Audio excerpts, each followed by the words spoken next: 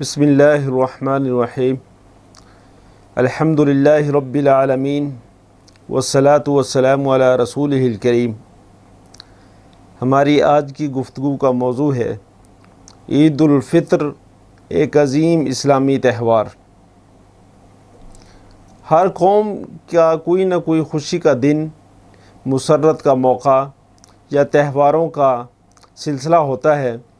इस्लाम ने भी इंसान की इस फितरी ज़रूरत को पूरा करने के लिए ईदैन का अहतमाम मुसलमानों के लिए ज़रूरी करार दिया है। हज़रत अनस रज़ी अल्लाह तआला अन्हु की रिवायत है कि दौरे जाहिलियत में मदीना मुनव्वरा में लोग 2 दिन खुशी मनाया करते थे और खेल तमाशा और मुसर्रत के मुख्तलिफ़ मौक़े का अहतमाम किया करते थे।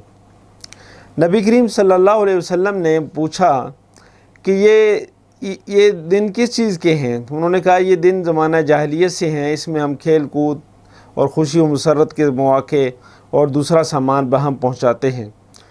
तो नबी करीम सल्लल्लाहु अलैहि वसल्लम ने फरमाया इन्ना लिकुल्लि कौमिन ईदन व हाज़ा ईदुना। ईद उल फ़ित्र के बारे में फरमाया, सही बुखारी की रवायत है कि हर कौम की कोई ना कोई ईद होती है और ये दिन हमारा ईद का दिन है।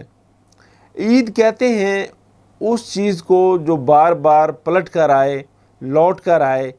चूँकि ईद के ये दोनों मौक़े, ईद उल फ़ित्र और ईद उल अज़हा, हर साल के बाद आती हैं, इसलिए इनको ईद कहा जाता है। इस्लाम में इन दोनों ईद के दिनों को इबादत के साथ मुंसलिक किया है।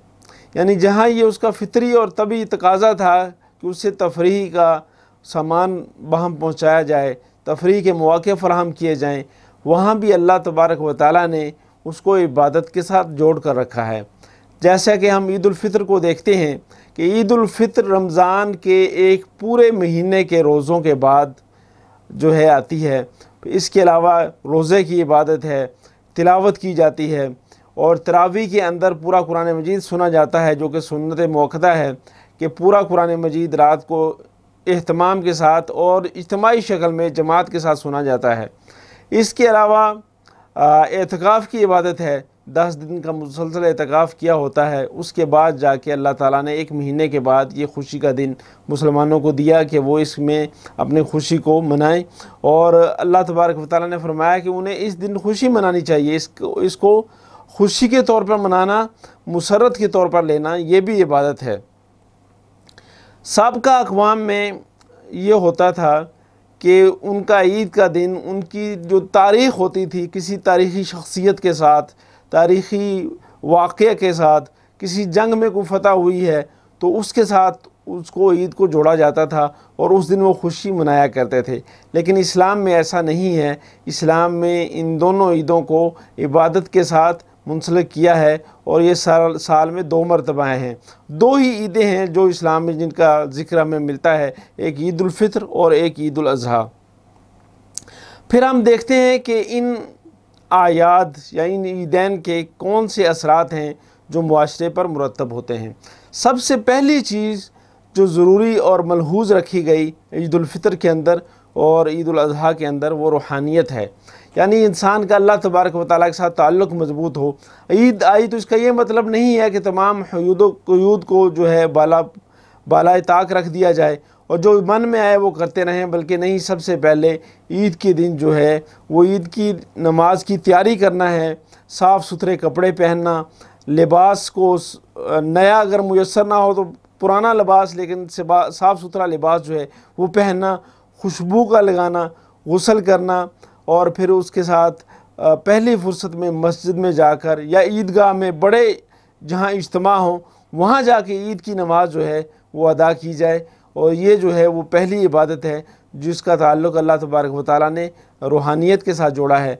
इसके अलावा ईद उल फ़ित्र के साथ जो है वो फ़ितराना या सदका फ़ित्र जो है वो भी वाजिब करार दिया है, ताकि मुआशरे के वो तबक़ात जो किसी वजह से, गुर्बत की वजह से पीछे रह गए हैं और वो अपनी खुशियों का सामान नहीं कर सकते, उनको भी अपनी खुशियों में शरीक किया जाए। इस नाम का, ईद का नाम ईद उल फ़ित्र रखा है, यानी इतनी मिकदार में सदका फ़ित्र दिया जाए जिससे दूसरे भाई गरीब जो हमारे माशरे के अफराद हैं वो भी हमारी खुशियों के अंदर शरीक हो सकें।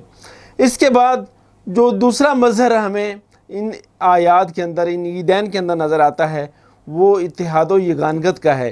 यानी इस बड़े इज्तिमा के अंदर जाके जब हम ईद की नमाज़ अदा करते हैं तो एक बहुत बड़े इत्तेहाद का सबक हमें मिलता है, और एक ही सब में खड़े हो गए महमूद व अयाज़, ना कोई बंदा रहा ना कोई बंदा नवाज का दर्स हमें ईद की नमाज के अंदर मिलता है। इसके बाद तीसरी चीज़ जो हमें इन ईदैन में मिलती है वो है इशार व कुर्बानी।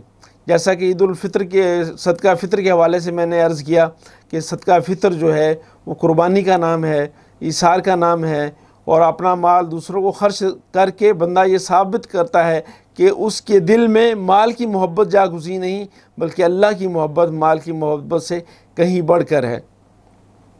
फिर इसके बाद जिस चीज़ की तरफ हमें तलकीन दिलाई गई वो ये है कि सादगी और ज़ुहद व क़नाअत के साथ इन इबादत को हम सर अंजाम दें। सादगी को इख्तियार करना ये हर मरहले पर ज़रूरी है। ईद के मौके पे भी ये नहीं है कि इंसान तय्युश का शिकार हो जाए, फजूल खर्ची करता रहे, इसराफ़ व तब्ज़ीर से काम ले, बल्कि यहाँ भी उसको तलकीन की गई है कि वो सादगी के साथ अपनी इस खुशी के त्यौहार को मनाए।